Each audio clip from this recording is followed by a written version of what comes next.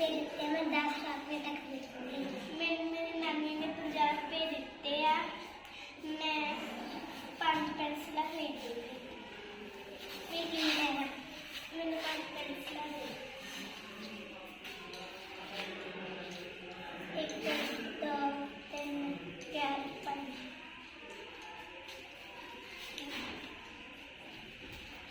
ਇਹ ਕੀ ਲੈਣਾ? ਮੈਨੂੰ 10 ਰੁਪਏ ਦੇ 2 4 6 8 10